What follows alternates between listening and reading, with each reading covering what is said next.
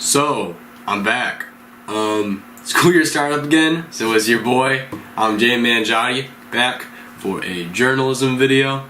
Today, I'm going to be talking about a little update on my record collection. I did a video back last year, but my vinyl collection has matured since then, so it's going to be a little part 2.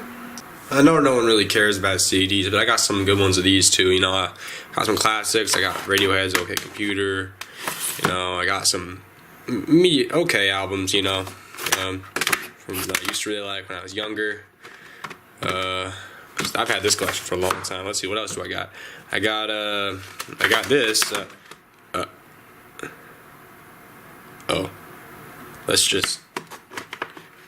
Let's put that back. God, I love this. This is amazing.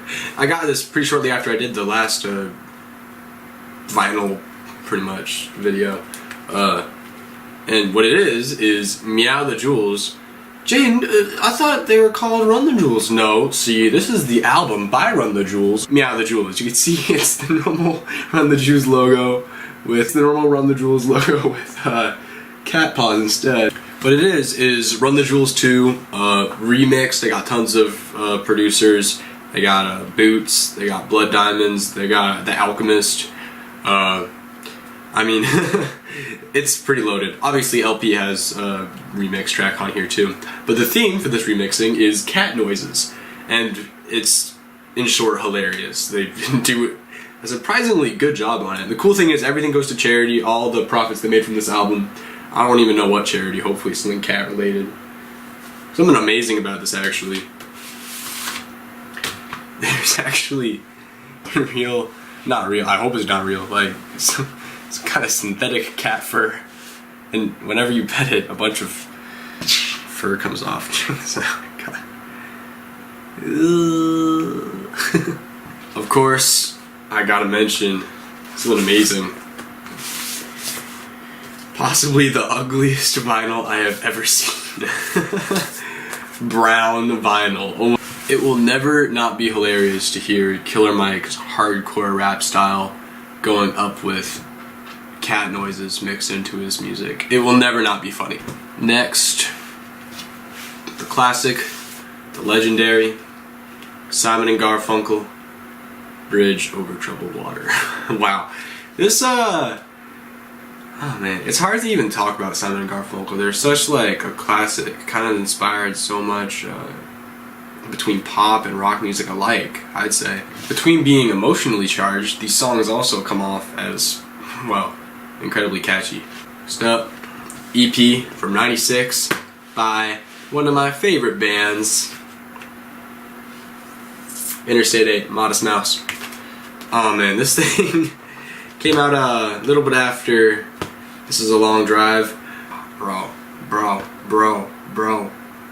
I'm so happy to have something like this on in my collection. Just an EP from the 90s that's pretty lo-fi.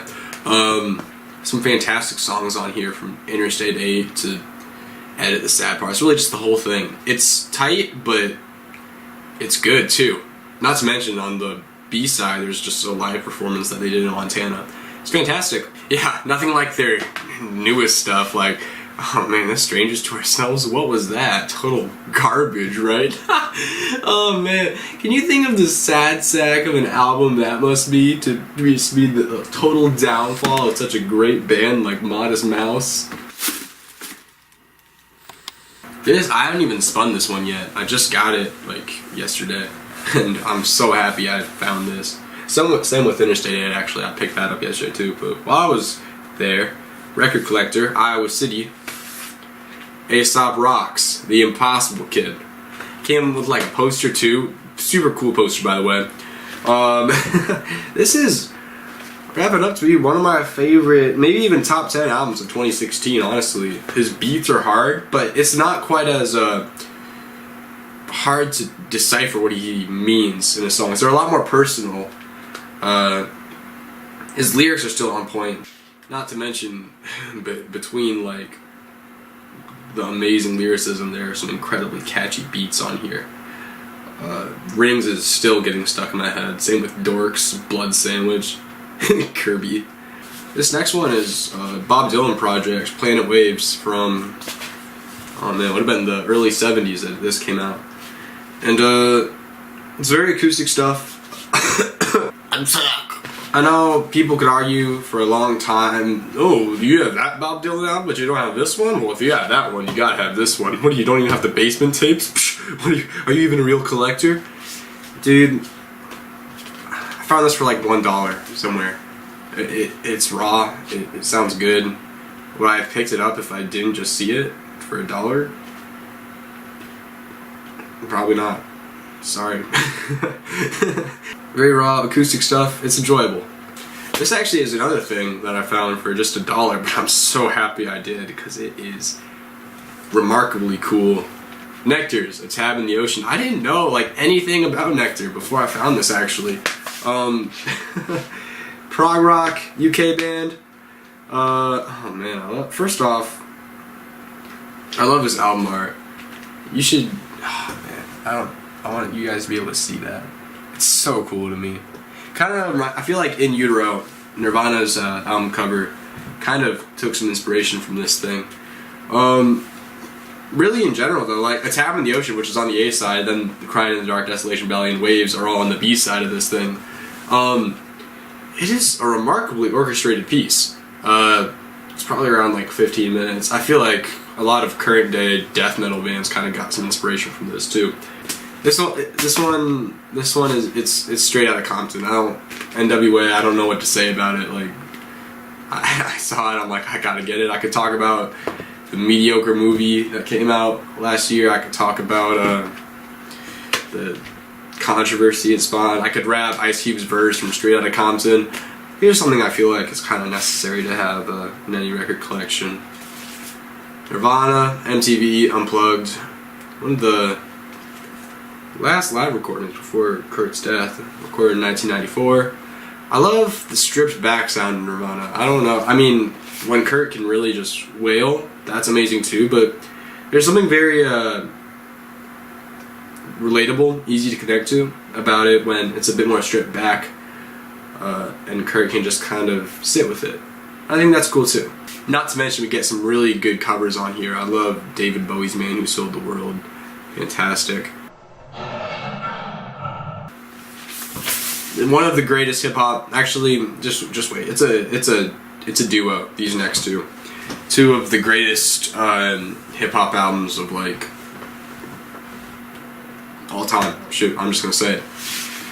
Madvillain, the collaboration between MF Doom and Madlib. This baby right here. Let me just. Oh my god.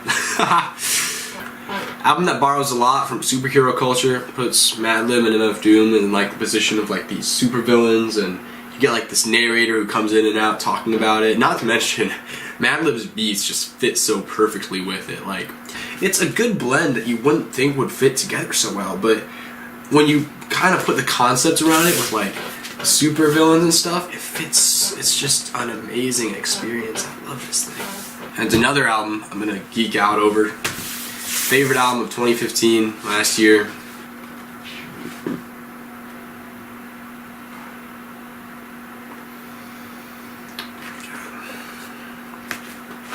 Kendrick, man. Yeah, I don't know what to say. Jazz, lyrics, theme, concept, what you got? Teen Dream, Beach House. Fantastic bit of dream pop right here. I love it. It's so smooth and catchy, and like, I mean, you could just nap to it, but at the same time, you could go on for a cruise with your people, you know? Like, you could picture like a drive with rolling hills, but they're made out of clouds, and you're just, I like this album too much. Yeah, and that's it. Album review coming out next week. I'm not totally sure what it'll be yet, whatever catches my ears. I was gonna do Preoccupations this week, and it was solid, don't get me wrong, it's just so dense, like, I don't know whether to make heads or tails of it, but it's still really cool. Check it out. It's very atmospheric, very self-degrading. I mean, Degraded is a song on the album. I'm Jaden Manjotti, giving you part 2 in the saga of vinyls. Drops mic.